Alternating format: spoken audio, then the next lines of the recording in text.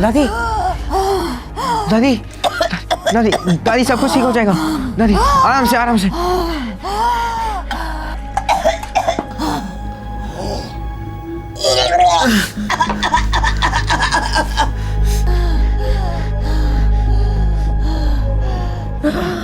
आराम से चाची, आराम से। दादी दादी आराम से सब कुछ ठीक हो जाएगा दादी। वही ऑटो है। हाँ आराम से दादी। चाची आराम से। गोपाल पकड़। हाँ पकड़ो। आराम से दादी। दीपक भैया अब माँ और पापा को खबर कर देंगे। हाँ मैं उन्हें बता दूंगा, तू बिल्कुल चिंता मत कर, तू जल्दी से अस्पताल पहुंच। जल्दी।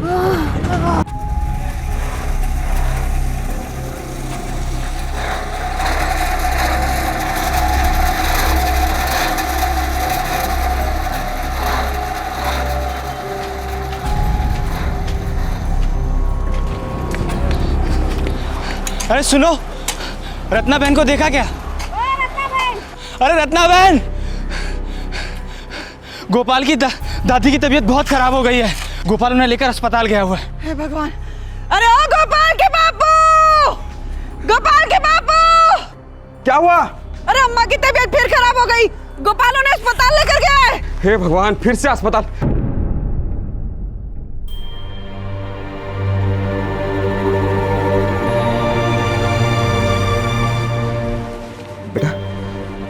क्या हुआ अम्मा को? ये सांस नहीं ले पा रही थी, इसलिए मैं इन्हें यहाँ ले आया। बहुत अच्छा किया बेटा। अब कैसी है अम्मा? पहले से तो ठीक है, बस अभी अभी नींद लगी है।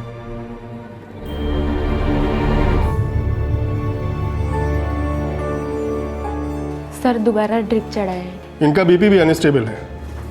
ये चौथी बार आई हैं अस्पताल में। जी डॉक्टर साहब, पिछले 2 महीनों में 4 बार बीमार हो गई है अम्मा। इनका पूरा चेकअप करना होगा। इनकी छाती में कंजेशन है, मेरा मतलब इनकी छाती में पानी भर गया है। हालत बहुत खराब है। डॉक्टर साहब, क्या दवा खिलाने से आराम नहीं मिलेगा? इस बार के लिए मैं दवा लिख देता हूँ, लेकिन इनकी हालत ऐसी नहीं है कि आप घर से बार बार इन्हें अस्पताल लेके आए। मेरा तो ये कहना है कि आप इन्हें यहीं एडमिट कर दो और सारा चेकअप करवा लो। लेकिन डॉक्टर साहब, खर्चा तो बहुत होगा ना? आपके पास बीपीएल कार्ड होगा तो खर्चे में रियायत हो जाएगी, लेकिन कुछ ना कुछ तो खर्चा लगेगा ही। और हाँ, वाकई हालत बहुत नाजुक है। डॉक्टर साहब, आप दवाइयाँ लिख दीजिए, हम फिर आकर दादी को एडमिट कर देंगे। ओके, जैसा आपको ठीक लगे।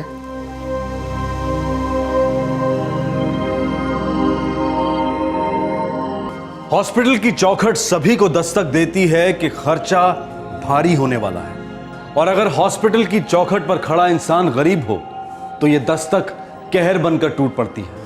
एक के बाद एक टेस्ट, महंगी दवाइयां, हॉस्पिटल के रूम का किराया, ये खर्चे आसमान छू जाते हैं और गरीब इंसान को जीते जी मार डालते हैं। गोपाल और उसका परिवार उत्तर प्रदेश को बिलोंग करता था, जो 10 साल पहले मुंबई के बोरीवली इलाके में आकर बस गए थे। गोपाल के माता पिता एक बिल्डिंग कंस्ट्रक्शन साइट पर मजदूरी करते थे और 17 साल का गोपाल पास के म्युनिसिपल स्कूल में पढ़ता था। गोपाल के पिता रघुराम अपनी बीमार मां का इलाज करवाने के लिए उसे गांव से मुंबई ले आए थे। इलाज का खर्च इस मजदूर जोड़े की कमर तोड़ रहा था। हालत दिन ब दिन बद से बदतर होती जा रही थी। 12 जनवरी 2012, बोरीवली, मुंबई।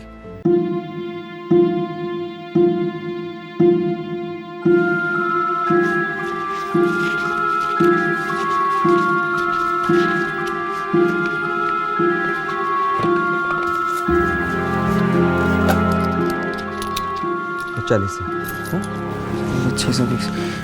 बाबा, ये तो सिर्फ 630 है। इससे ज़्यादा मेरे पास एक दहला भी नहीं है। लेकिन बाबा, डॉक्टर ने कहा कि कम से कम 1000 रुपये लगेंगे। क्या करूं बेटा, महाजन आज की मजदूरी आधी काट कर देगा, वो भी कल देगा। बस इतने में ही काम चलवा दे। हाँ, जितनी दवा आएगी इन पैसों में ले आ।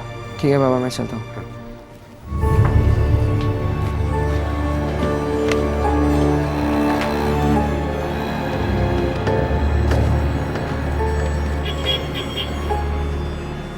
1755 रुपये। 1755 रुपये? हाँ बराबर है। पर मेरे पास तो उतने पैसे नहीं हैं। तो पहले क्यों नहीं बोला बे? खाली पकड़ मेरे से तूने कसरत करवाया? मेरे पास तो सिर्फ 630 रुपए हैं। 630 रुपये कौन सी दवा दूँ, कौन सी निकालूं? वैसे तेरे को क्या पता है, चल मैं ही निकाल देता हूँ। भाई साहब, मेरी दादी बहुत बीमार है, उधार दे दो, मैं चुका दूंगा। पैसा गिनना आता है ना, तो पढ़ना भी आता होगा। हाँ। ये देख क्या लिखा हुआ है। 630 की दवा दूं या सारी दवाएं रख लूं? अरे जल्दी बोल ना। 630 के ही दे दीजिए।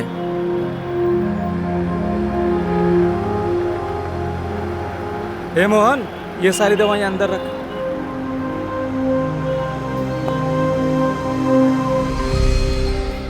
लो अम्मा, दवा।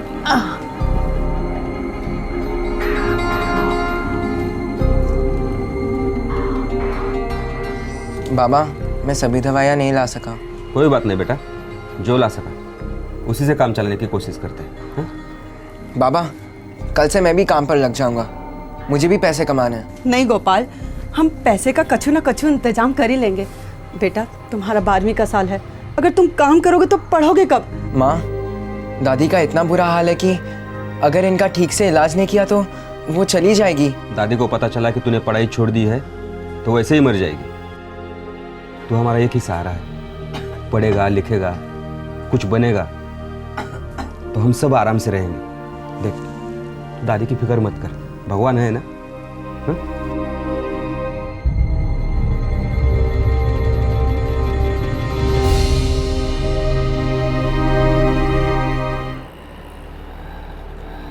क्या यार गोपाल, पूरा दिन चुप चुप, मेरे से मूड ऑफ है क्या? नहीं यार, ऐसा कुछ नहीं है। अरे तो फिर बात क्या है? चेहरा देखा है अपना, ऐसे लग रहा है जैसे किसी मैयत से आया है। मेरी दादी बहुत बीमार है, वो मरने की हालत में है। क्या बात कर रहा है? हॉस्पिटल में है क्या? नहीं, हॉस्पिटल के लिए उतने पैसे नहीं हैं और दवाइयों के लिए भी नहीं। हाँ यार, ये हॉस्पिटल और दवाइयों का बहुत खर्चा होता है नहीं? मेरे बाबा को भी हर महीने जाना पड़ता है। वो ठीक है, मेरी दीदी कमाती है इसलिए, वरना हमारी तो खटिया खड़ी हो जाती। मुझे दादी के दवाइयों के लिए 1000 रुपये चाहिए। 1000? हाँ, अभी कहाँ से आएगा ये पैसा? 1000? ए गोपाल, मेरे पास एक आइडिया है। क्या आइडिया? हाँ तू चल, मैं बताता हूँ। अरे मुझे अरे बोल, तू चल क्या तो सही, idea? मेरे पास आइडिया है।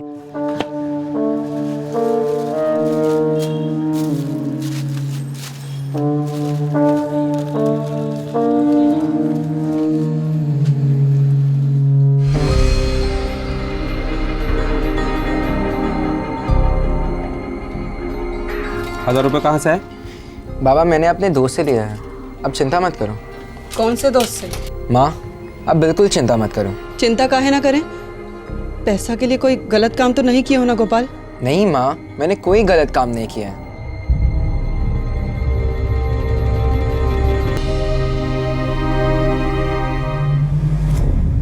मुझे मेरा पैसा अभी के अभी वापस चाहिए, नहीं तो। बोला ना दे दूंगा। नहीं, मुझे अभी के अभी चाहिए। अभी के अभी कैसे दूं? मेरे पास पैसे नहीं है। वो सब मुझे नहीं पता, अगर पैसा नहीं मिला तो देख लेना तेरे साथ क्या करती हूँ। का हुआ रे गोपाल बिटवा, कौन है बाहर?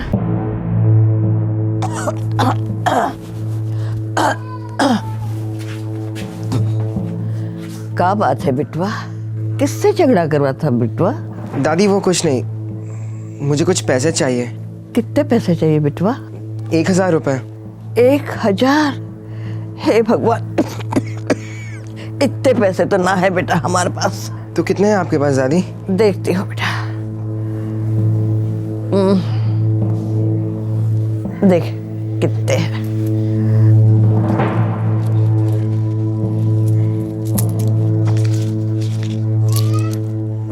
दादी, ये तो सिर्फ 123 रुपए है। बस बिटवा, इतने ही पैसे हैं हमारे पास। ठीक है दादी।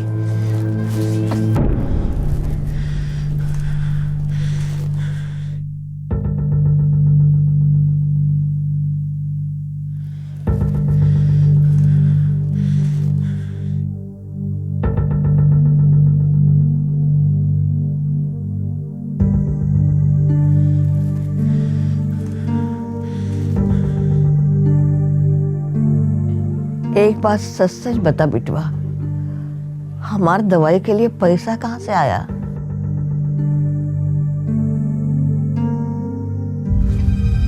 दादी, आप वो सब मत सोचिए दादी, आप सो जाइए, जल्दी से ठीक हो जाइए दादी।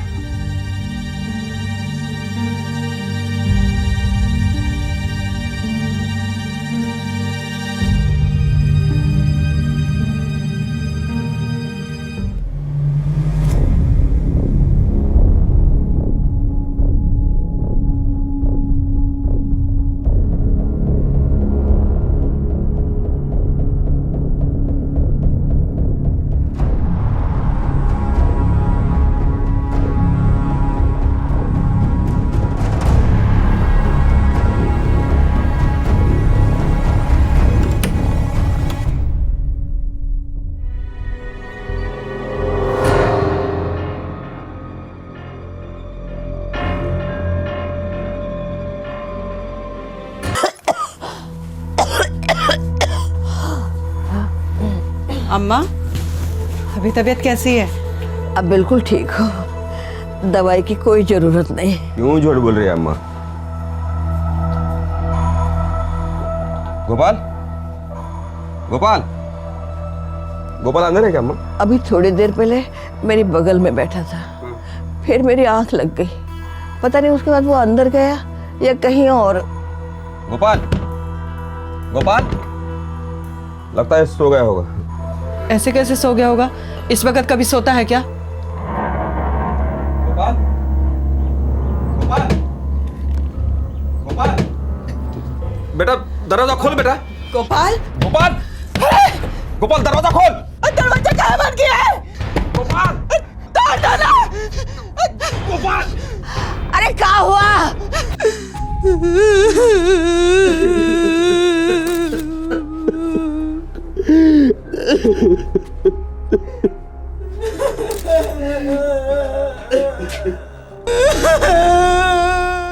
सर, कोई सुसाइड नोट नहीं है। क्या हुआ था? पता नहीं, मैं और मेरी बीवी काम से लौटे, दरवाजा अंदर से बंद था। जब दरवाजा खोल के देखा तो सब कुछ खत्म हो गया था। जब ये सब हुआ घर में कौन था? गोपाल अकेला था? मेरी माँ थी बाहर के कमरे में, बहुत बीमार है वो।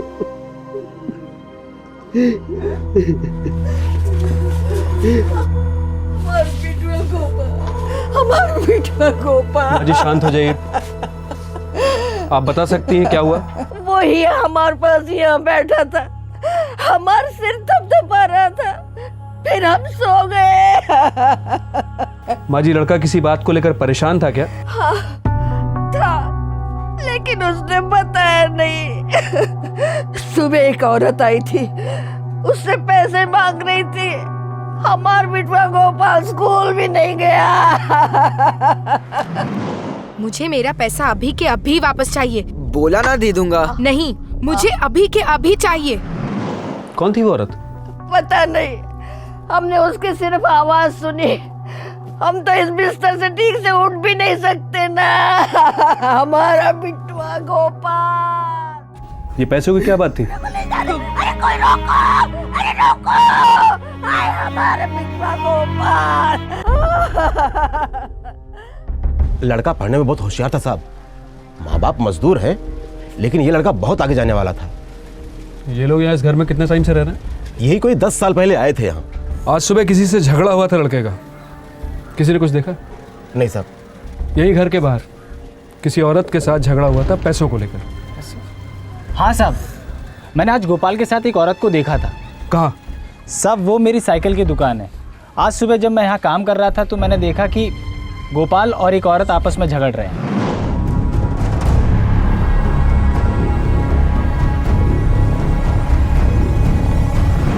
साहब, मैं ठीक से कुछ सुन नहीं पाया, लेकिन वो दोनों झगड़ रहे थे। गोपाल बेहाल लग रहा था साहब। वो औरत कौन थी? मैं उसे ठीक से देख नहीं पाया क्योंकि उसकी पीठ मेरी तरफ थी। तुम बता सकते हो गोपाल को 1000 रुपए किसने दिए थे? नहीं साहब। किसी और चीज पर शक करने का कोई कारण ही नहीं है। साफ साफ सुसाइड का केस है। इतनी साफ साफ सुसाइड से मौत के लिए जिंदगी में ज़रूर कुछ मिला हुआ होगा डॉक्टर। ये जो कुछ भी हुआ है पैसों को लेकर हुआ है। ये तो अपनी दादी के लिए दवाइयाँ लेने गया था। 17 साल की उम्र थी, कुछ कर लिया होगा ऐसा वैसा, और डर की वजह से फिर जान दे दी। सिर्फ 1000 रुपये के लिए इसने जान दे दी, लेकिन आए कहाँ से इसके पास 1000 रुपये?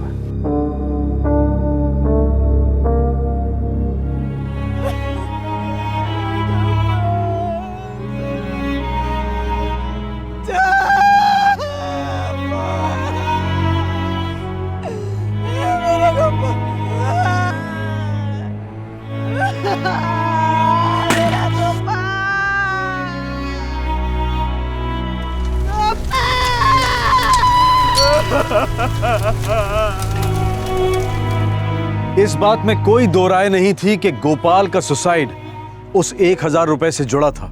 पुलिस को इतना पता था कि इस केस में एक औरत थी जो गोपाल से पैसे वापस मांग रही थी। अब सवाल यह था कि गोपाल के पास वो पैसे कहां से आए और आखिरकार वो अजनबी औरत कौन थी। हमारा गोपाल हमारा सब कुछ था, पढ़ लिख कर कुछ करने वाला था वो। मुझे फिक्र हो रही थी उन पैसों के लिए उसने कुछ गलत काम किया होगा। ये सब हमार कारण हुआ है। भगवान हमें बुला क्यों नहीं लेता? अब नहीं जीना चाहते हम, बोझ बन गई हम सबके लिए। भगवान हमार गोपाल को लौटा दो, हमार गोपाल को लौटा दो, बदले में हमें ले जाओ। गोपाल का मोहल्ले या स्कूल में कोई खास दोस्त था जिससे हम बात कर सके? पता नहीं, वो गिरधारी लाल मानिकचंद म्यूनिसिपैलिटी स्कूल में पढ़ता था। 12वीं में था, बहुत उससे आता था, दिल का बहुत साफ था मेरा बच्चा। गोपाल मेरा सबसे अच्छा स्टूडेंट था। 10वीं भी हमारे स्कूल से पास की थी उसने, टॉप के नंबर आए थे उसके। फिर पता नहीं कब और कैसे वो बुरी संगत में फंस गया। उसका यहाँ कोई खास दोस्त जिससे वो बातें शेयर करता हो? किसी को तो बताया होगा कि उसे दवाई के पैसे कहाँ से मिले थे। हमारे ही क्लास में हरी नाम का एक लड़का है, उसकी और गोपाल की बहुत पुरानी और गहरी दोस्ती थी। 5वीं कक्षा से साथ में पढ़ते थे दोनों। ये हरी कहाँ मिलेगा?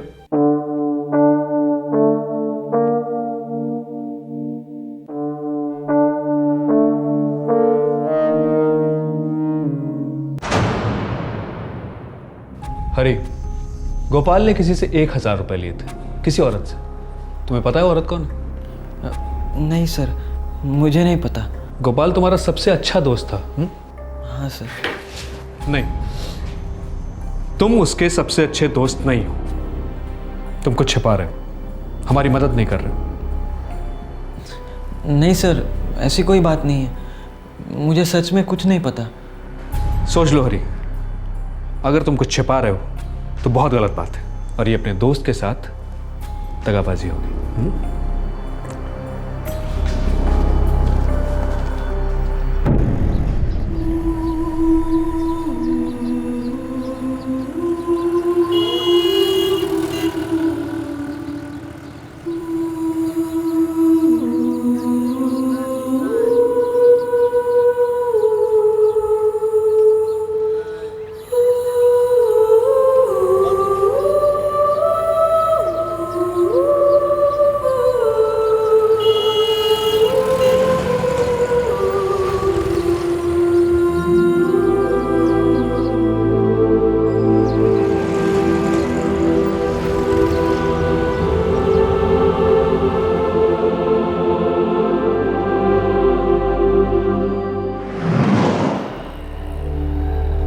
क्या यार गोपाल, पूरा दिन चुप चुप, मेरे से मुड़ ऑफ है क्या? नहीं यार, ऐसा कुछ नहीं है। अरे तो फिर बात क्या है? मुझे दादी के दवाइयों के लिए 1000 रुपए चाहिए। 1000? हाँ, अभी कहाँ से आएगा ये पैसा? 1000? ए गोपाल, मेरे पास एक आइडिया है। क्या आइडिया? हाँ तू चल, मैं बताता हूँ। अरे मुझे बोल, तू चल तो सही, मेरे पास आइडिया है।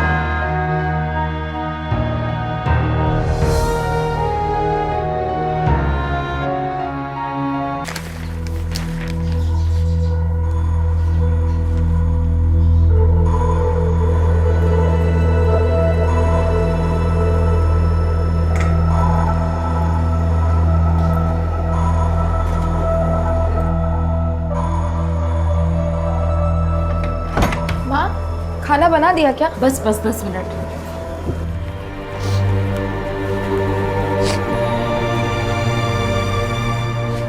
अरे हरी, रो क्यों रहा है? दीदी,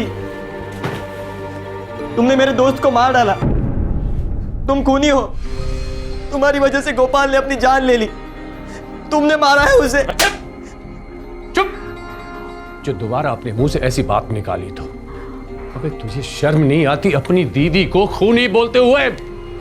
अरे उसके कारण तेरे पेट में खाना है, ये कपड़े पहने हुए हैं, स्कूल जा रहा है तू। गोपाल को अपनी दादी माँ की दवाइयों के लिए पैसे चाहिए थे दीदी। वो सारे पैसे लौटा देता, पक्का लौटा देता दीदी। अरे यार मुझे कुछ ठीक नहीं लग रहा। अगर तेरी दीदी बुरा मान गई तो, अगर उन्होंने मना कर दिया तो? अरे नहीं, वो मना कर ही नहीं सकते। मैं जानता हूँ ना। तू रुक यहाँ पे, मैं अभी आता हूँ। हाँ माँ, बाबा, नीना दीदी काम से लौटी है क्या? आ रही है बेटा, क्या काम है? नहीं कुछ नहीं। अरे बता। हाँ माँ। नीना दीदी, नीना दी। हाँ बोल। मुझे कुछ पैसे चाहिए, आप दोगी क्या? क्या? पैसे दीदी, पैसे चाहिए मुझे कुछ, आप दोगी क्या? मेरे पर्स से ले ले। थैंक यू दीदी, थैंक यू। हाथ मुंह धो ले, मैं खाना लगाती हूँ। हाँ माँ। जल्दी जा।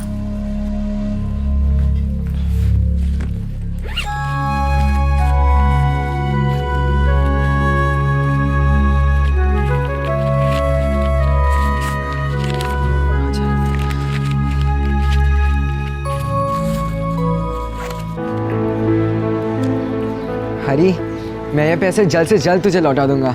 अरे जल्द से जल्द तू दवाइयाँ खरीद, पैसे आराम से लौटाना। दीदी को कोई प्रॉब्लम नहीं है। थैंक यू यार। चल चल, थैंक यू का बच्चा। मैं चलता हूँ। बाय।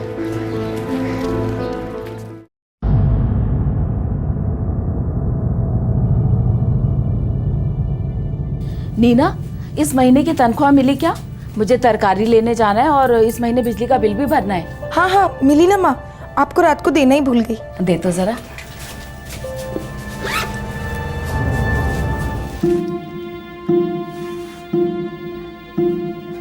माँ, ये तो सिर्फ 4,000 है, इसमें से 1,000 कहाँ गए? देवा देवा, अरे कहीं गिराई विराई तो नहीं है तूने? नहीं नहीं माँ, 2-2 बार गिनकर पर्स में रखे थे। तो फिर पर्स में ही होंगे ना, अच्छे से देखा तूने? हाँ। इसमें तो कहीं भी नहीं है। अरे अब क्या करेंगे, सारा खर्चा महीने का सर पर है। किसी को दिए तो नहीं? नहीं माँ। कहीं खर्चा किया हो, सोच तो सही। हरी, हरी, हरी। हाँ दी, क्या हुआ? तूने कल मेरे पर्स में से कितने पैसे निकाले थे? 1,000 दीदी। 1,000? मुझे तो लगा तुझे 5-10 रुपयों की जरूरत है। 1,000 क्यों निकाले? ला वापस कर। हाँ दीदी, वो थोड़े दिनों में वापस आ जाएंगे पैसे। मैंने वो अपने दोस्त गोपाल को दिए हैं, उसके दादी माँ की दवाइयों के लिए चाहिए थे ना। तो तूने उसे उठा के 1,000 दे दिए? दीदी आपको तो पता है दवाइयाँ कितनी महंगी है, लेकिन मैं कह रहा हूँ ना वो पैसे लौटा देगा। अबे चुप गधे, अरे हमारे घर में क्या पैसों का पेड़ लगा है? लेकिन बाबा। हरी, गोपाल 1,000 रुपए वापस कैसे लौटाएगा? उसके माँ बाप बिल्डिंग काम में मजदूरी करते हैं, उन्हें 2 वक्त का खाना नसीब होता है कि भी नहीं हमें पता नहीं। 1,000 रुपए कहाँ से लौटाएंगे वो लोग? हाँ दीदी, वो पैसे जरूर लौटाएगा, मैं उसे जानता हूँ ना, वो पैसे लौटा देगा दीदी। चुप, उसने तुझे उल्लू बनाया और तू बन गया? नहीं माँ, वो ऐसा नहीं माँ के बच्चे, ये तेरी दीदी की मेहनत की कमाई है। वो रात दिन एक करके एक पैसा जोड़ती है और तू सेठ बना घूमता रहता है, हा? अपने दोस्तों को पैसा बांटता फिरता रहता है। मुझे गोपाल का पता दे, मैं अभी उसके घर जाके अपने सारे पैसे लेकर आती हूँ।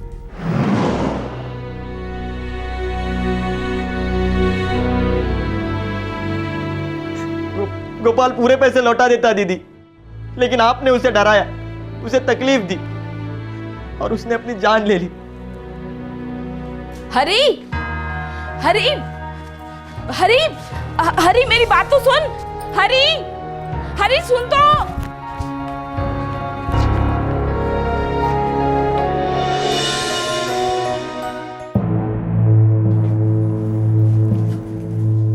नीना, उस दिन बेटा क्या हुआ था? तुमने उसे क्या बोला था?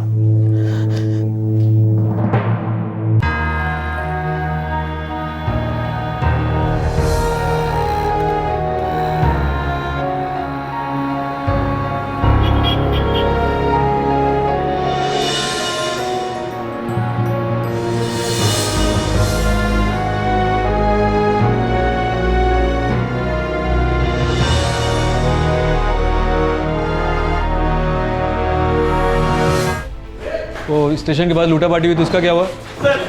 सर मुझे मालूम है सर। थांबा बोल। सर मैं जानता हूँ वो औरत कौन थी जिसने गोपाल को पैसे दिए, और सर मैं ये भी जानता हूँ कि गोपाल ने अपनी जान क्यों ली सर। अरे चुप हो जाओ, शांत। मुझे बताओ कौन थी वो औरत और गोपाल ने सुसाइड क्यों किया?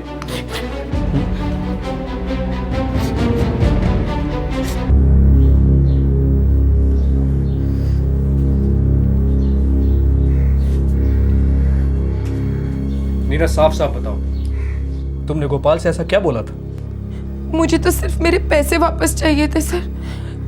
मुझे नहीं पता था कि वो इतना बड़ा कदम उठाएगा, उसे इतना बुरा लग जाएगा।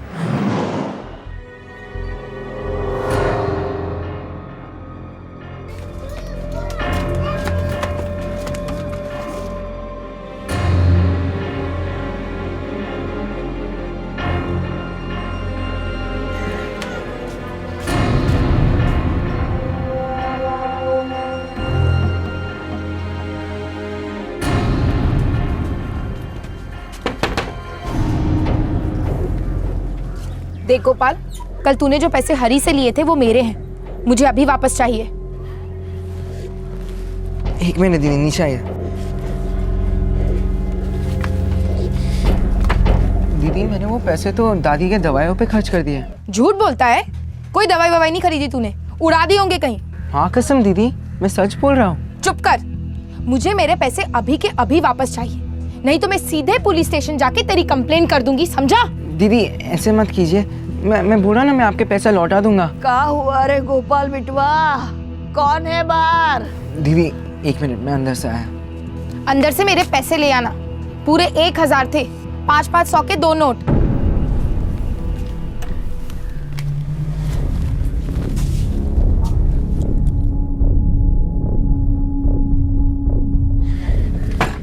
दीदी मेरे पास अभी सिर्फ 123 रुपए है, ये भी मैंने दादी के पोटली में से लिए हैं।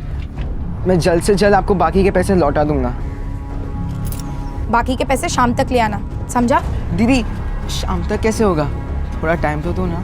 मुझे कुछ नहीं मालूम, कहीं से भी लेकर आ, लेकिन गोपाल शाम तक अगर मेरे पैसे नहीं लाया ना तो मैं सच कह रही हूँ, मैं पुलिस स्टेशन चली जाऊंगी। और अगर तुझे ऐसा लगता है कि मेरा पागल भाई हरी तेरा साथ देगा तो भूल जा। और पता है मैं पुलिस को जाकर क्या बोलूंगी? क्या दीदी? रेप, तूने मेरा रेप करने की कोशिश की और मेरे पैसे चुरा लिए, और वो भी 1000 नहीं, पूरे 10,000। जिंदगी बर्बाद कर दूंगी तेरी, समझा? नहीं दीदी ऐसा मत करो दीदी, दीदी मैं आपके पैसे लौटा दूंगा दीदी। तूने अगर आज शाम तक मेरे पैसे नहीं लौटाए ना गोपाल, तो तुझे तो 7 साल की सजा होगी, साथ में तेरे माँ बाप की बदनामी होगी, सो अलग, समझा? दीदी दीदी मैं सच में पुलिस के पास चली जाऊंगी, देख लेना। और अगर तुझे ऐसा लगता है कि मेरा पागल भाई हरी तेरा साथ देगा तो भूल जा। और पता है मैं पुलिस को जाकर क्या बोलूंगी?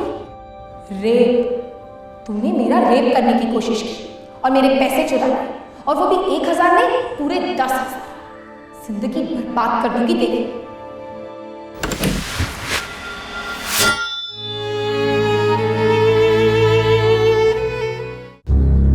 नीना, तुमने वाकई उस लड़के की जिंदगी बर्बाद कर दी।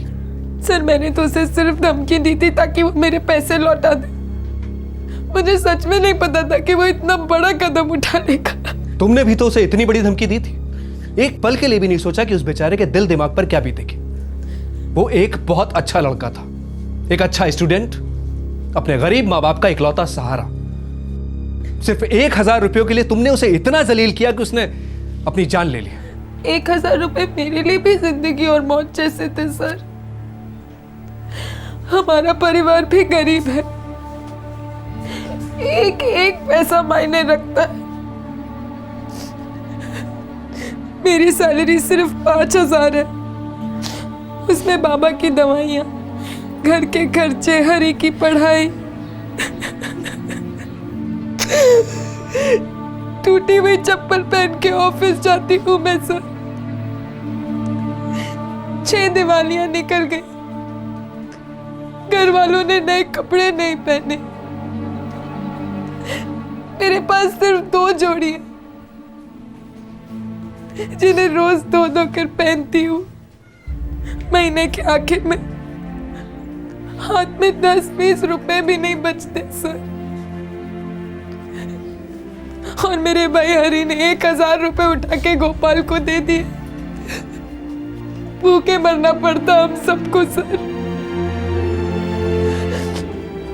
दुनिया ये बातें नहीं देखती, किसी को कोई पड़ी नहीं है। और मैंने तो सिर्फ धमकी दी थी, मैं तो खुद बहुत डरी हुई थी सर। अगर गोपाल पैसे नहीं लौटाता तो हमारा क्या होता सर? हमारा क्या होता?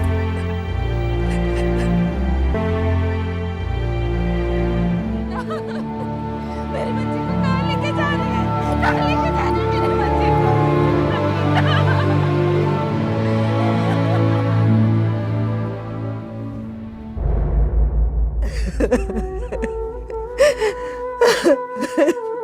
मैंने अपने आप को मार देना चाहिए था। मैं बोझ बन गई हूँ सबके ऊपर। मेरा गोपाल मेरे कारण चला गया। मैंने तुम दोनों की जिंदगी खराब कर दी। मुझे माफ कर दो रघु बेटा, रत्ना बहू मुझे माफ कर दो।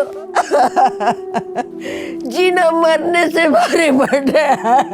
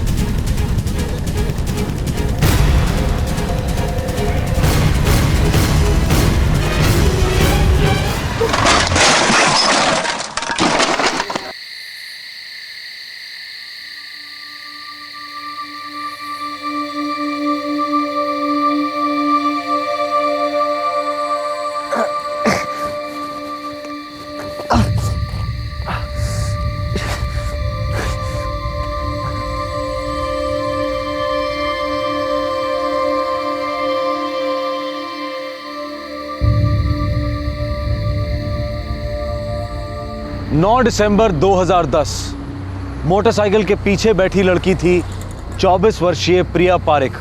ये लड़की अहमदाबाद के एक बीपीओ में काम करती थी। उस दिन वो बहुत उदास थी क्योंकि वो उसके पिता की 5वीं डेथ एनिवर्सरी थी। उसका ऑफिस कलीग पंकज मैत्री उसे घर तक लिफ्ट दे रहा था। प्रिया को भनक तक नहीं थी कि उस हाईवे पर इतना बड़ा हादसा दस्तक देने वाला था।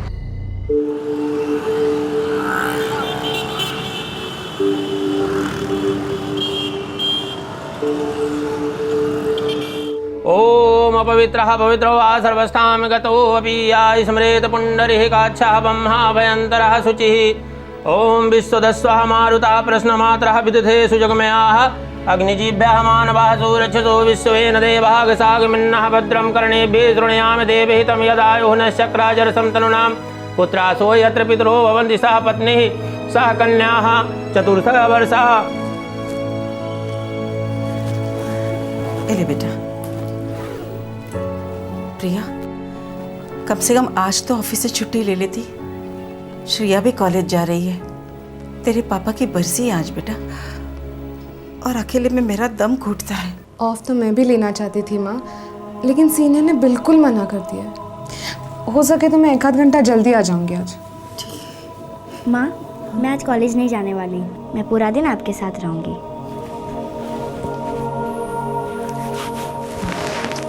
अपना ख्याल रखना, हाँ, संभाल के जाना। चलो श्रेया, आज तुम्हारे पापा जिंदा होते ना तो अभी तक तो तुम्हारी दीदी की शादी हो गई होती। माँ, 4 साल से पापा की बरसी में तुम यही रट लगाई बैठ जाती हो। बेटा, दिल हल्का हो जाता है मेरा। लेकिन माँ, दिल भारी करती ही क्यों? दीदी अपने काम में बहुत खुश है, हम सब एक दूसरे का सहारा बने हुए हैं। और क्यों इतनी उतावली हो रही हो दीदी को घर से भगाने के लिए? बेटा, बुरा लगता है मुझे कि शादी की उम्र में वो हम दोनों को संभाल रही है। बेटी अगर संभाले तो कौन सा माँ बाप हो गया माँ? 3-4 साल में मुझे भी नौकरी लग जाएगी, फिर हम दीदी के लिए एक अच्छा लड़का ढूंढेंगे। और वैसे भी दीदी की उम्र ही क्या है। लेकिन बेटा, तेरे पापा अगर होते ना तो। माँ, पापा हम सबके अंदर जिंदा है और वो इस वक्त बोल रहे होंगे क्यों फिल्मी डायलॉग मार के बोर कर रही हो। माँ, मुझे बहुत भूख लगी है, कुछ खाए?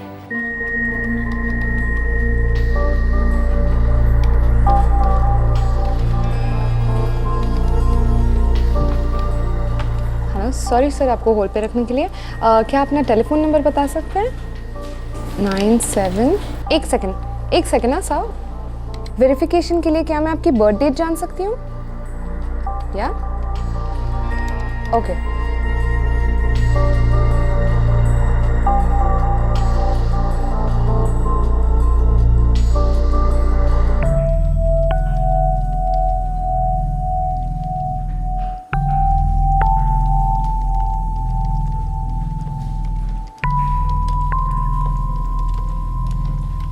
सर, मैं आपकी कोई और मदद कर सकती हूँ? Have a good day. Hi Priya. Hi. क्या हुआ, तुम परेशान लग रही हो? नहीं तो। नहीं, मुझे ऐसा लगा। सब कुछ ठीक है।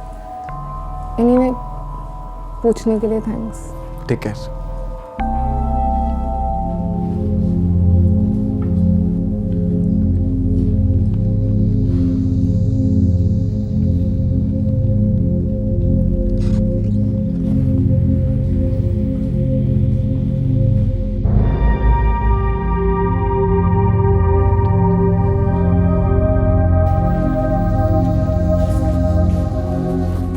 प्रिया,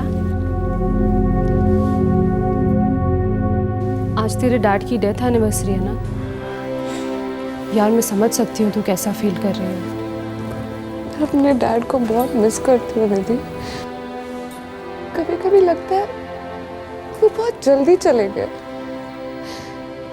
कितनी सारी चीजें करनी बाकी थी, कितनी बातें अधूरी रह गई है।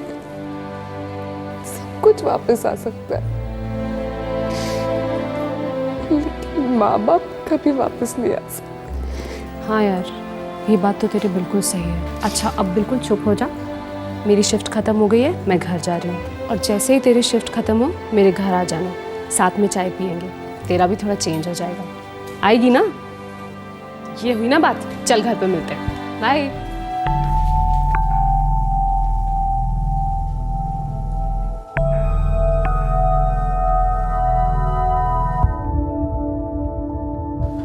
मैं कम इन सर?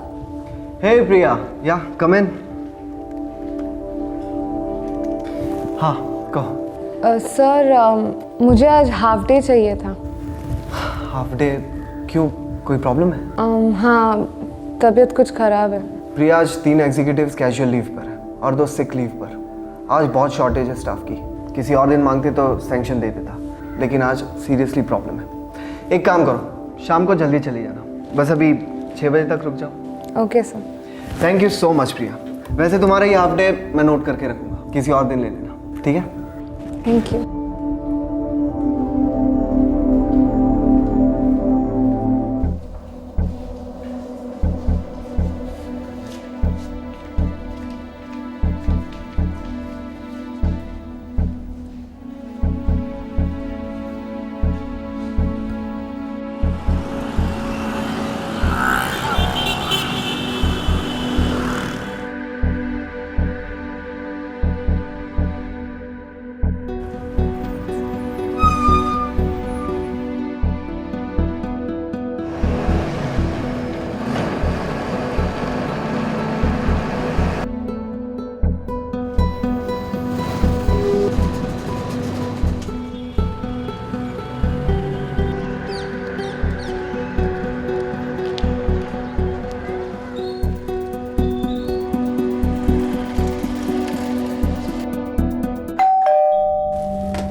आ गई? मैं तेरे ही वेट कर रही थी, आजा।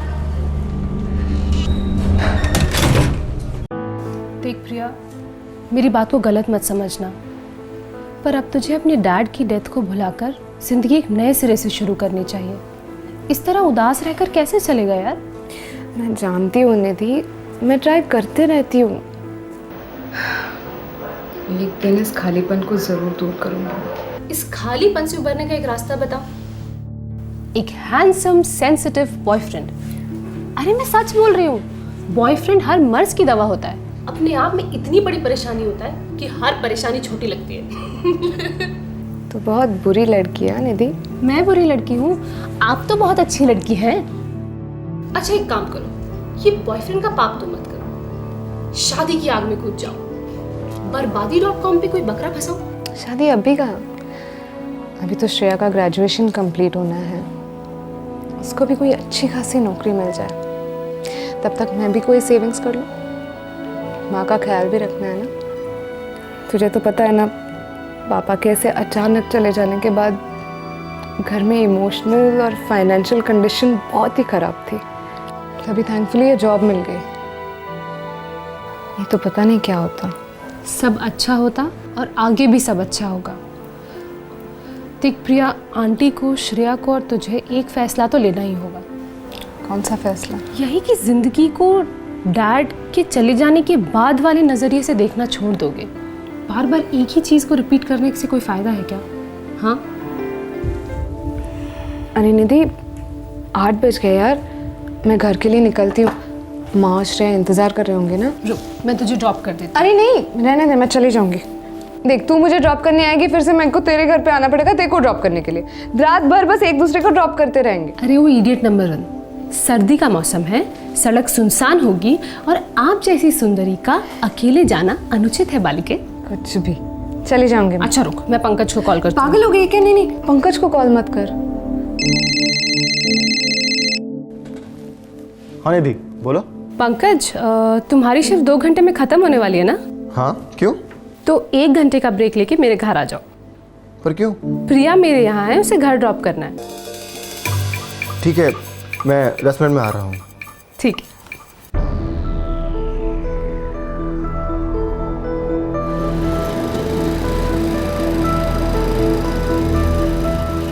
Bye bye bye.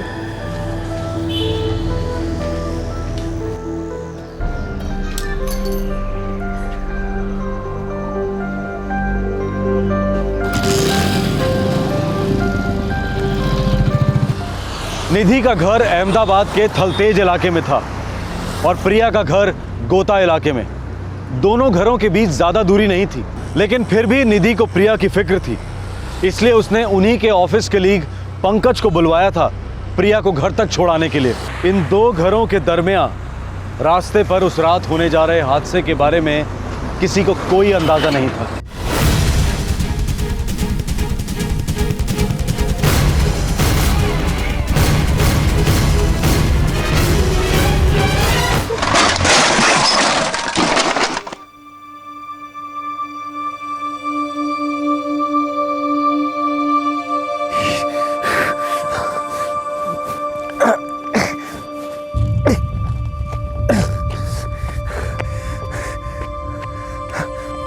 प्रिया, प्रिया, प्रिया उठो प्रिया। गॉड, प्रिया। हेलो, हाँ पंकज, प्रिया को ड्रॉप कर दिया? नहीं यदि हमारा एक्सीडेंट हो गया है। क्या? कैसे? प्रिया कैसी है? मुझे लगता है ये बेहोश हो गई है। कहाँ हो तुम लोग? हम लोग हाईवे पर हैं। तुम वहीं ठहरो पंकज, मैं कुछ करती हूँ।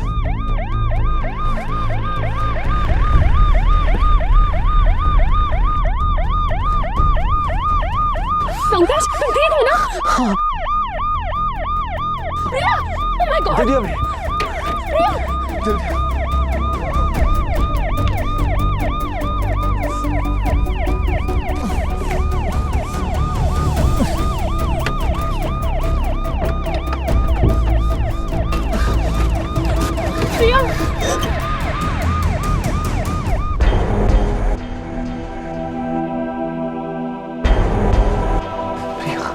जल्दी करो।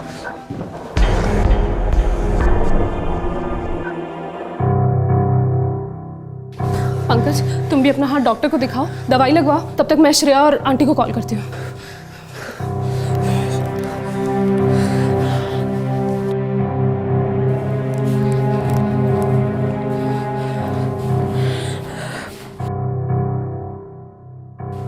डॉक्टर, प्रिया कैसी है?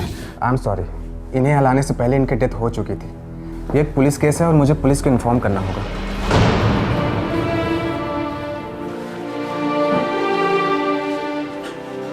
निधि, प्रिया ठीक है ना? निधि, निधि कैसी है प्रिया? कहाँ है वो? मुझे मिलना है उससे। नीनी दीदी बोलिए ना, प्रिया दीदी कहाँ है? कैसी है वो? प्रिया हमारे बीच में नहीं रही। क्या बकवास कर रही है तू? मैं नहीं मानती, मुझे मेरे प्रिया से मिलना है। कहाँ है वो? दीदी मर नहीं सकती।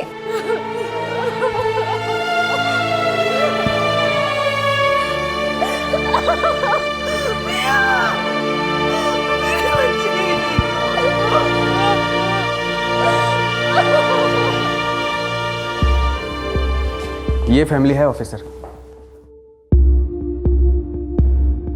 सर, मैं प्रिया को ड्रॉप कर रहा था। पता नहीं कैसे उसका दुपट्टा मेरे बाइक की व्हील में फंस गया। मुझे झटका फील हुआ और मैं कंट्रोल खो बैठा। बाइक कहाँ है तुम्हारी? वहीं हाईवे पर, जहाँ से हमें एम्बुलेंस ने पिक किया था। एम्बुलेंस कैसे पहुंची वहाँ? मैंने निधि को फ़ोन किया था, वो लेकर आई एम्बुलेंस। संघवी। Yes sir. तुम इनके साथ एक्सीडेंट स्पॉट पर पहुंचो, मैं तब तक डॉक्टर से बात करता हूँ। ओके सर, चलो।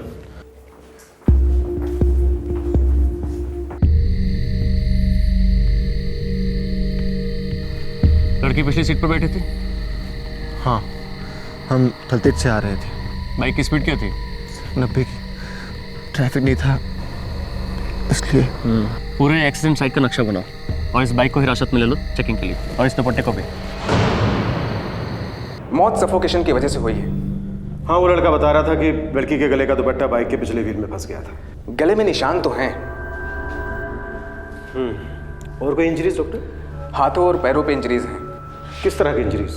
खरोंचे। कोई फ्रैक्चर? No fractures. डॉक्टर, ये आपको थोड़ा अजीब नहीं लगा? हाँ, मुझे अनयूजुअल लगा, तभी मैंने ये बात फैमिली के सामने नहीं उठाई।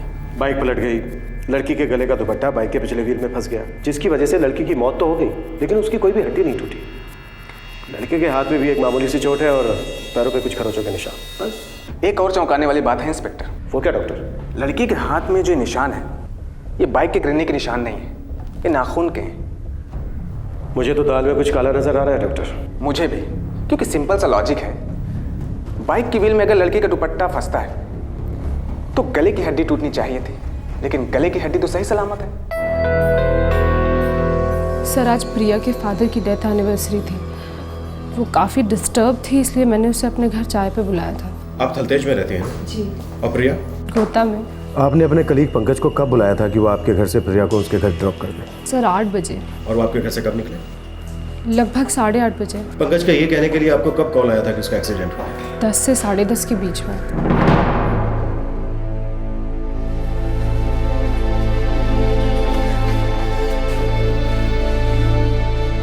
देखिए माँ जी, मैं आपका दुख अच्छी तरह से समझ सकता हूँ, पर हम डिटेल्ड पोस्टमार्टम के बाद ही बॉडी को रिलीज कर पाएंगे। क्यों? बस हमें ये पक्का करना है कि एक एक्सीडेंट ही है और कुछ नहीं। इंस्पेक्टर, क्या मतलब है आपका? ये एक्सीडेंट नहीं है। केस तो एक्सीडेंट का ही रजिस्टर हुआ है, पर क्या है कि कुछ कड़ियाँ ठीक से मिल नहीं रही है। ख्याल रखने का।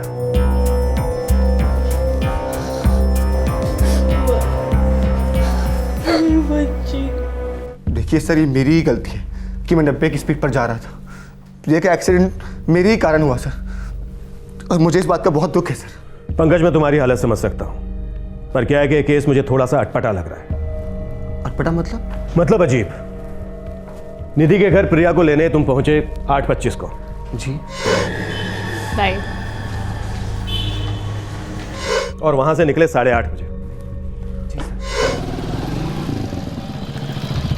और निधि को प्रिया के एक्सीडेंट की खबर दी तुमने 10:15 बजे। नहीं, निधि, हमारा एक्सीडेंट हो गया। क्या? कैसे? प्रिया कैसी है? सर, मुझे टाइम कुछ ठीक से याद नहीं है सर। होता है पंकज, होता है, शौक में अक्सर ऐसा होता है, कोई टाइम वाइम को याद नहीं रखता, लेकिन हमारा काम है सही टाइम का पता लगाना। तो तुमने निधि को 10:15 बजे ही फोन किया। सर पर इसमें इतना अजीब क्या है सर? पंकज, निधि रहती है थलतेज में और प्रिया रहती थी गोता में। अगर पैदल चल के जाओ तो दोनों के घर का रास्ता है मुश्किल से 35 मिनट का, और अगर बाइक से जाओ 90 की स्पीड में ट्रैफिक हो 0 तो मुश्किल से 10 मिनट। लेकिन तुम्हारा एक्सीडेंट हुआ 1 घंटा 35 मिनट के बाद। तुम्हें नहीं लगता ये अजीब है? दूसरी बात, थलतेज से गोता जाने का सबसे आसान रास्ता है वाया सुभाष चौक, लेकिन तुमने हाईवे लिया। जान सकता हूं क्यों? सर वो प्रिया ने कहा था चलने के लिए हाईवे से। उसने कहा था कि उसको किसी दोस्त से मिलना है। पंकज, हाईवे से लेना। हाँ, मेरा एक दोस्त वेट कर रहा है वहाँ पे, उससे मिलना था। या श्योर। कौन था ये दोस्त? पता नहीं, उसने हमारा इंट्रो ही नहीं कराया।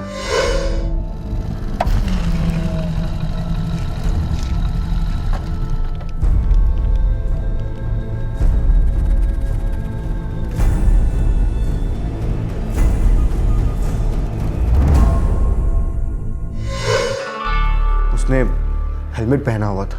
तो जाहिर सी बात है तुम उसका चेहरा नहीं देख पाए होगे। जी सर। पंकज, जैसा कि तुम बता रहे हो, इतनी देर रात उसके गले मिलना, इतने लंबे समय तक उससे बातचीत करते रहना, तो काफी गहरा रिश्ता होगा दोनों के बीच। मुझे वो उसका बॉयफ्रेंड लग रहा था सर। प्रिया इतनी देर तक उससे बात करती रही, तुम उसका इंतजार करते रहे, फिर भी उसने अपने बॉयफ्रेंड को नहीं बोला घर ड्रॉप करने के लिए, तुम्हारी बाइक पर आकर बैठ गई। ये तुम्हें अजीब नहीं लगा? सर ये बात तो मुझे भी अजीब लगी सर। पता नहीं सर उसने ऐसा क्यों किया। कोई बात नहीं, हम उस फ्रेंड को ढूंढ निकालेंगे, पूछेंगे उससे ऐसा क्यों हुआ, क्यों नहीं हुआ। ओके सर, मैं जाऊं? पंकज, शहर में ही रहना, हमारी फिर मुलाकात होगी। जी सर।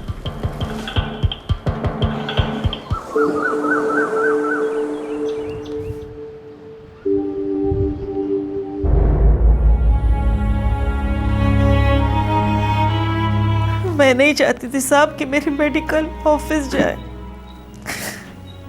उसके पापा की चौथी बरसी थी, अब तो हमें बाप और बेटे की बरसी एक ही साथ मनानी पड़ेगी साहब, एक ही साथ मनानी पड़ेगी। दीदी तो ऑफिस जाना भी नहीं चाह रही थी, लेकिन उन्हें जाना ही पड़ा। श्रेया, पंकज का कहना है कि तुम्हारी दीदी एक्सीडेंट से पहले अपने किसी दोस्त से मिली थी हाईवे पर। सर, दीदी किसी से ज़्यादा दोस्ती वोस्ती नहीं रखती थी, लेकिन हाँ, निधि दीदी के साथ उनकी ज़्यादा जमती थी। पंकज का यह भी कहना है श्रेया कि जिस दोस्त से वो हाईवे पर मिली थी, वो दोस्त उसका बॉयफ्रेंड था। मुझे ये बात नामुमकिन लगती है सर। दीदी की लाइफ खुली किताब थी, और अगर बॉयफ्रेंड होता तो माँ और मुझे पहले पता होता। नहीं सर, ऐसा तो बिल्कुल भी नहीं है। अगर प्रिया का कोई मेल फ्रेंड होता जो इतनी रात में उससे हाईवे पर मिलने आता तो मुझे ज़रूर पता होता। ये पंकज किस किस्म का इंसान है? सर, पंकज, मैं और प्रिया तो 3 साल से एक ही टीम में काम कर रहे हैं। प्रिया और पंकज के बीच में कोई अनबन? नहीं। कोई प्यार मोहब्बत? बिल्कुल भी नहीं। सर, दीदी हम दोनों के साथ सारी बातें शेयर करती थी। बॉयफ्रेंड होने का तो सवाल ही नहीं होता। मेरे पति के गुजर जाने के बाद इस घर का सारा खर्चा उसी ने उठा रखा था, ऊपर से इसकी पढ़ाई का खर्चा भी वही संभालती थी साहब। मेरी बेटी अब नहीं रही साहब। सर, कुछ गड़बड़ है क्या? उस दिन भी आप कह रहे थे कि शायद ये एक्सीडेंट ना हो। देखिए, लगता तो एक्सीडेंट ही है, लेकिन मौजूदा सबूत ये कह रहे हैं कि ये एक्सीडेंट किसी प्लान के तहत हुआ है, या शायद कुछ ऐसा हुआ है जिसे एक्सीडेंट की शक्ल दी जा रही है।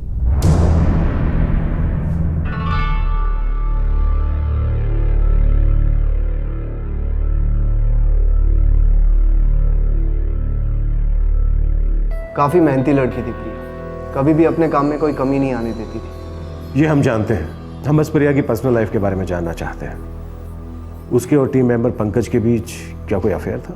डाउटफुल है इंस्पेक्टर साहब। वैसे ज़्यादा बड़ा ऑफिस नहीं है, बातें बहुत जल्दी फैलती हैं।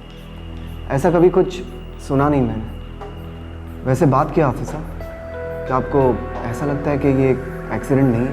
ये सिर्फ एक एक्सीडेंट नहीं था, बल्कि प्लान्ड एक्सीडेंट था। कहीं आपका इशारा मर्डर की तरफ तो नहीं है? हो भी सकता है, जो भी हो इतना पक्का है कि पंकज झूठ बोल रहा है।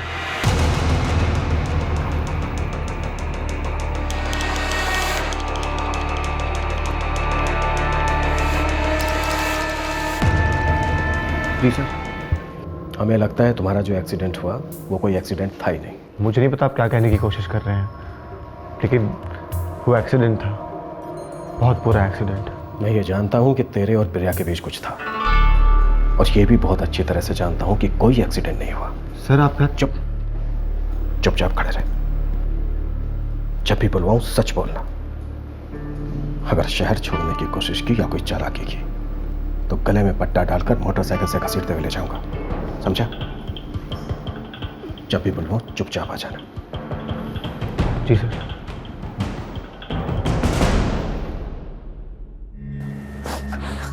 पहले तुम्हारे पापा हमें छोड़कर चले गए, फिर तुम्हारी प्रिया दीदी। पता नहीं श्रेया हमारा क्या होने वाला है बेटा। माँ तुम फिक्र मत करो, मैं जिंदगी भर तुम्हारी देखभाल करूंगी।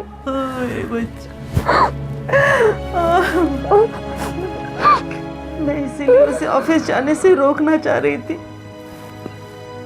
पता नहीं मुझे बड़ी बेचैनी सी हो रही थी। ना वो ऑफिस जाती, ना निधि के घर जाती, और ना हमारे बच्चे हमें छोड़कर जाती। मेरी प्रिया, मेरी बच्ची रे।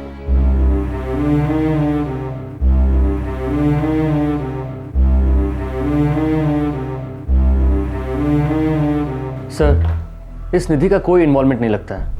इसे वाकई पता नहीं कि पंकज और प्रिया के बीच में कुछ था। संघवी, मैं दावे के साथ कह सकता हूं इस पंकज ने ही प्रिया का कत्ल किया है, फिर उसे एक्सीडेंट का रूप दिया है। अब सवाल यह है कि पंकज ने प्रिया का कत्ल क्यों किया?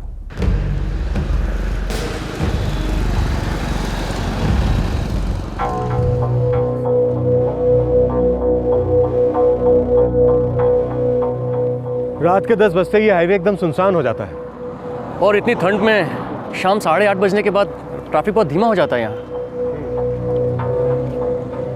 संघवी, मेरे हिसाब से प्रिया को हाईवे से लाने से पहले ही मार दिया गया था। सर, दूसरी डिटेल पोस्टमार्टम रिपोर्ट आने तक हम कोई ठोस कदम उठा भी तो नहीं सकते हैं।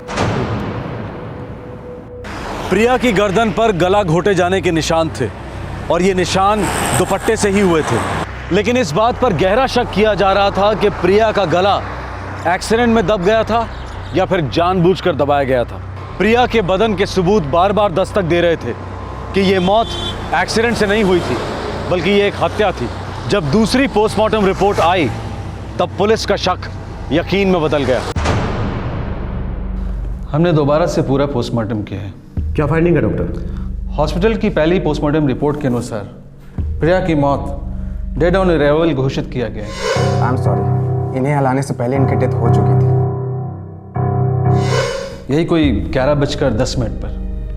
लेकिन बॉडी के एनालिसिस के बाद हम कह सकते हैं कि इनकी मौत 9:30 से 9:50 के बीच में हुई थी। पंकज ने निधि को 10:15 बजे फोन किया एक्सीडेंट के बारे में बताने के लिए, यानी मौत के 25 मिनट बाद। मतलब आपका शक सही है, मौत हाईवे पहुंचने से पहले ही हुई होगी। एक बात और इंस्पेक्टर, प्रिया की मौत से चंद मिनट पहले इसके साथ रेप किया गया है। ताज़ा घाव है, सीमेन सैंपल से, फोर्स एंट्री है।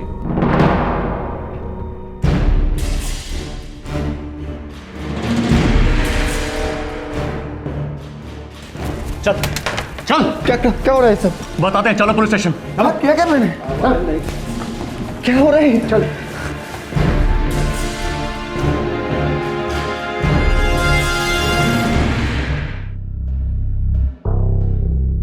प्रिया की मौत दुपट्टे से हुई जरूर है, पर उसका दुपट्टा मोटरसाइकिल के किसी व्हील में नहीं फंसा, बल्कि दुपट्टे से उसका गला घोटा गया है। गला घोटने से पहले उसके साथ बलात्कार भी किया गया है। देख, अभी वक्त है तेरे पास, सब कुछ सच सच बता दे, वरना तेरे हलक में हाथ डालकर फिर सच निकलवाऊंगा तुझसे। एक्सीडेंट हुआ था, ये दुपट्टे से गला घोटना, ये रेप, मुझे नहीं मालूम क्या कह रहे हैं आप। एक चांस दिया था मैंने तुझे। Sanghvi, yes sir. लॉकअप में डालो इसको, और ऐसा बिल्कुल नहीं लगना चाहिए कि हमने इसे टच भी किया है। पूरा एक्सीडेंट केस लगना चाहिए। उसके बाद हाईवे पर कोई साफ सुथरी जगह देखकर इसकी बॉडी को वहां फेंकवा दो। सर नहीं और हाँ, मार डालने से पहले रिलीज फॉर्म पे इसके साइन जरूर ले लेना, ताकि दुनिया को लगे कि लॉकअप से निकला, हाईवे पर गया और किसी गाड़ी ने इसको उड़ा दिया। यस सर, ये चलो सर। क्या क्या कर रहे हैं आप? मैंने कुछ तो किया सर, मैं बताता हूँ। आखिरकार प्रिया की मौत का राज खुल गया। प्रिया का कोई एक्सीडेंट हुआ ही नहीं था, बल्कि उसका मर्डर हुआ था, कोल्ड ब्लडेड मर्डर। उससे प्यार करता था। प्यार करने वाले इज्जत और जान बचाते हैं। तूने तो दोनों ही लूट ली उस बेचारी की। उसने मेरे प्यार को ठुकराया था।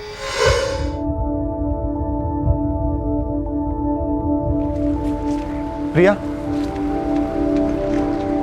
हाय प्रिया। हाय। क्या हम 2 मिनट बात कर सकते हैं? हाँ बोलो, क्या बात है? प्रिया, क्या हम साथ में कॉफ़ी के लिए जा सकते हैं कहीं पर? नहीं थैंक्स यार, घर पहुंचना है। अब प्रिया, हम लगभग 3 साल से साथ में काम कर रहे हैं। हाँ पता है पंकज।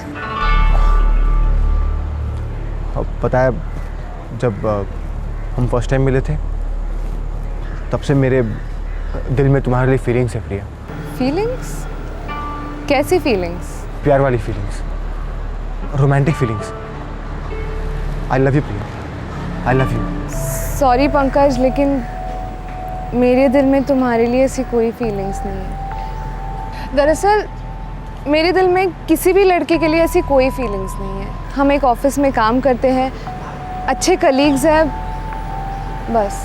जल्दबाजी में फैसला मत लो, थोड़ा वक्त ले लो। कुछ तो फीलिंग्स हो सकती है ना मेरे लिए। पंकज, मैं समझ सकती हूँ कि तुम्हें तुम्हारी फीलिंग्स एक्सप्रेस करनी थी, जो तुमने कर ली है, और मेरा जवाब भी सुन लिया है, जो आगे भी ना ही रहेगा।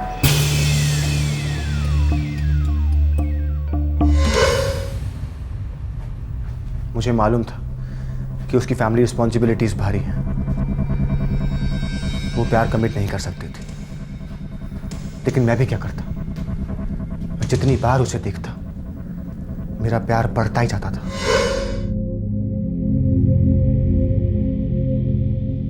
वो इतनी खूबसूरत थी, वो कुछ भी पहन कर आती, मेरी आंखें उस पर से हटती ही नहीं थी। मैं काम पर भी फोकस नहीं कर पा रहा था। मैंने हमेशा उसके बहुत करीब जाने की कोशिश की, लेकिन वो कभी मुमकिन ही नहीं हुआ। फिर उस रात जब निधि ने मुझे फोन किया कि प्रिया को ड्रॉप करना है, मेरे तो होश ही उड़ गए। मैं इतना खुश जिंदगी में नहीं हुआ था।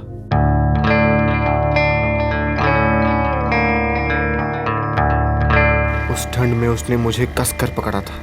मैं इतने दिनों से उसके करीब होने के सपने देखता रहा, और ये रहे, वो मेरी ही बाइक पर मुझसे लिपटी हुई थी।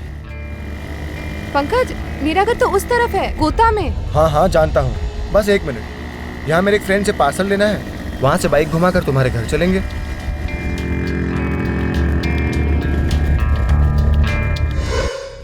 तो पंकज मैत्री, तूने जो हमें बताया कि प्रिया का कोई दोस्त हेलमेट पहने हुए उसका इंतजार कर रहा था, वो झूठ था। और तूने प्रिया को जो कहा कि तेरा कोई दोस्त इंतजार कर रहा है, वो भी झूठ था।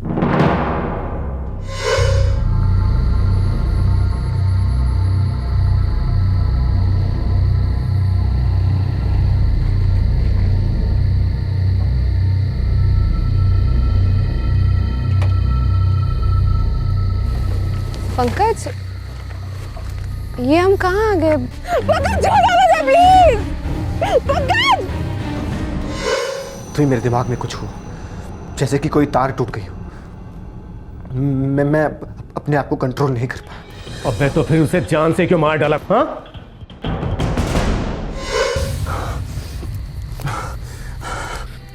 प्रिया, आई एम सॉरी प्रिया, मैं रोक नहीं पाया प्रिया। मैं कंट्रोल नहीं कर पाया प्रिया। प्रिया, मैं कंट्रोल नहीं कर पाया। क्या कर रही हो प्रिया? आई लव यू प्रिया। अगर तुम्हें लगता है कि मैं चुप बैठूंगी तो तुम बहुत बड़ी गलती कर रहे हो। मैं चुप नहीं रहने वाली। मैं अभी के अभी पुलिस स्टेशन जा रही हूँ। मैं तुम्हारी जिंदगी बर्बाद करने वाली हूँ। तुम्हें फांसी पे चढ़ाऊंगी मैं। हमारी शादी हो जाएगी प्रिया, हमारे बच्चे होंगे, हम किसी को नहीं बताएंगे प्रिया। मेरा नाम भी मत लेना अपनी जुबान पे। तुम नीच हो, कीड़े हो तुम।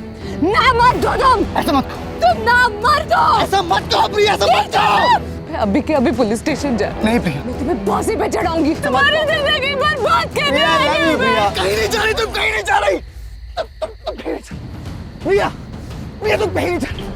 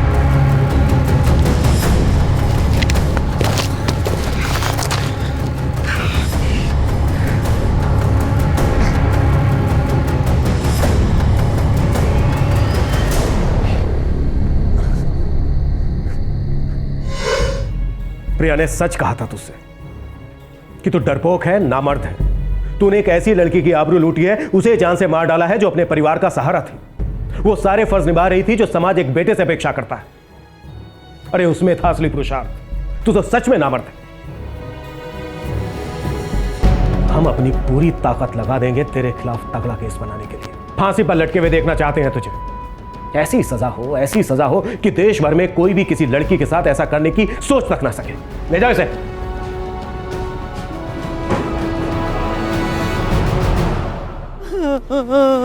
मेरी बच्ची, प्रिया, मेरी बच्ची।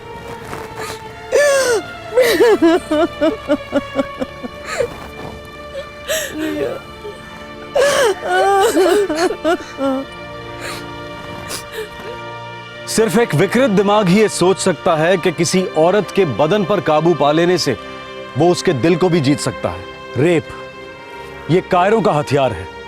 दरअसल रेप करने वाला हर आदमी मानसिक रूप से नपुंसक है।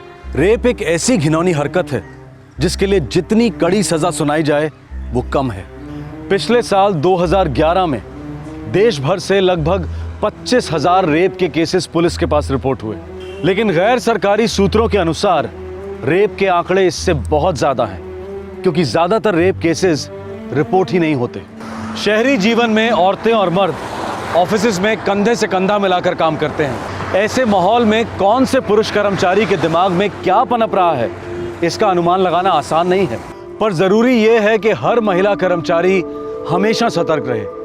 आए दिन होने वाले I am interested in you या फिर आई लव यू को लाइटली ना ले, क्योंकि ये सब दस्तक है कि आगे जाकर खतरा हो सकता है। हमारे समाज में पुरुषों की परवरिश में सेंसिटिविटी की जरूरत है। उन्हें औरतों के प्रति सही तरह से बर्ताव करना सिखाया जाना चाहिए। प्यार में रिजेक्शन सहने की क्षमता डेवलप ही नहीं होती। इसकी वजह से अक्सर वासना को प्यार समझा जाता है और विकृति को मर्दानगी। अगर हम रेप के खिलाफ लड़ना चाहते हैं तो शुरुआत हमें अपने घर से करनी होगी। अपने लड़कों को सही सामाजिक शिक्षा देनी होगी और लड़कियों को निडर बनाने के प्रयास करने होंगे। तब तक अपना ख्याल रखें, सुरक्षित रहें। जय हिंद। इस तरह के और भी एपिसोड देखने के लिए हमारे चैनल को सब्सक्राइब करें और बेल आइकन दबाना ना भूलें।